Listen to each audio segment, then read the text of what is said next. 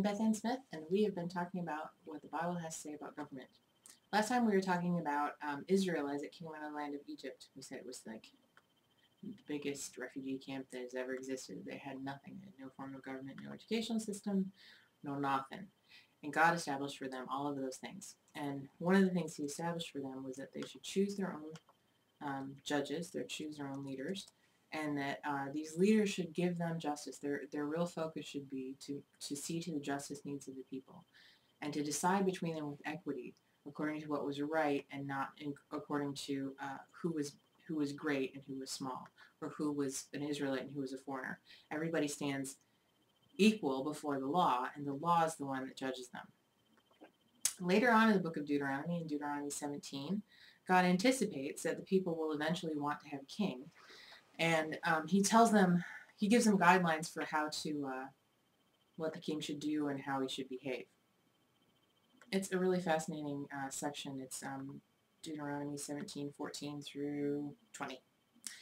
I just want to look at a couple of verses here because I want to establish another important biblical principle for government, and that is that the law rules over the king and not the king over the law.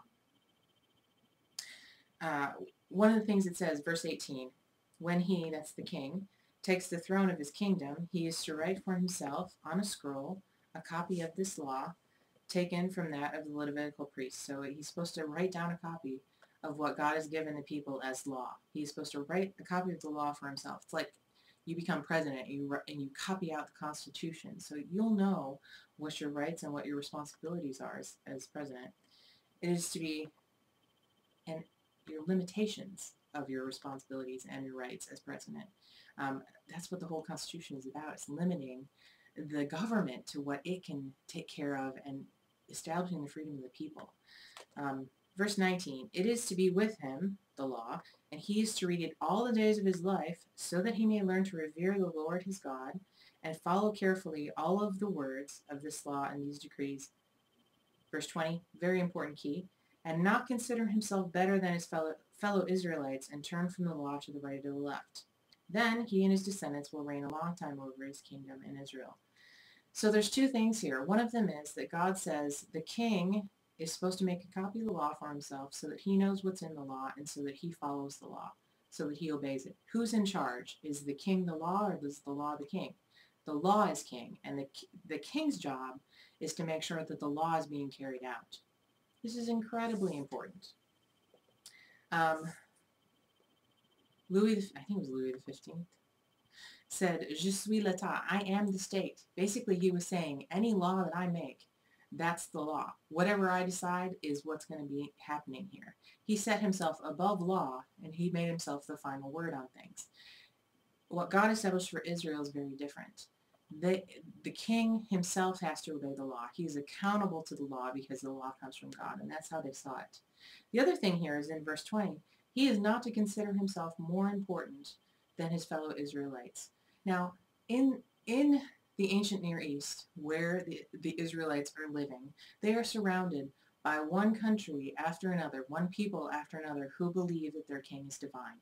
There are all kinds of myths that where the king is God, is somehow a god. You will see this in the Romans later on. Definitely a part of Egyptian culture, the culture they're coming out of, definitely a part of many of the cultures in the ancient Near East. And if you believe that your king is also your god, what will end up happening is, of course he's more important than everybody else. Of course he is to be served by everyone. Automatically it's a pagan government, right? But the Israelites are very different. The way God establishes it is, the king is just another citizen. He is under the law also. He is ruled by God and accountable to God also, and he's not to consider himself more important than his fellow Israelites. This is super important and super key to understanding what God is doing with Israel, and also kind of how he wants to look at government, how he wants us to look at government, how we should be thinking about government. Our government has to be accountable to the law. We can't just decide, well, if you're president, that means that you can commit any kind of atrocity you want to commit. That would be unthinkable for us. And in fact, our Constitution has got within it that the president is accountable and all of the members of Congress are accountable to the law, which I think is one very good thing about U.S. government. Anytime you've got a situation where the people who are in charge aren't accountable to the law or don't have to live under the same law, you've got a situation where tyranny is being set up. Anytime you've got a situation where human beings are seen as the source of the law, you've got a situation where tyranny can very easily happen. And God didn't create us to live under tyranny. God created us to live with liberty, which is freedom with restraint. I don't do anything that negatively affects you. And within those boundaries, or within boundaries of love, I'm free to do anything I want to do. And that's what God has established for human government. So we've looked at what the Old Testament has to say about government, and next time we're going to look at some of the New Testament verses on government as well. We'll see that the New Testament has the same take on things. Thank you. Well, thank you for watching this week's special edition of Activist Academy Weekly. Don't forget to check us out on our website, www.activistacademyweekly, to get the latest information on blog updates, as well as take advantage of our free academic resources, as well as our free community organizing trainings and biblically based trainings, and of course our unique and dynamic social networking tools that are specially tailored for Christian community activists such as yourself. Well, until next week, this is Keelan Blackwell wishing you a good day and good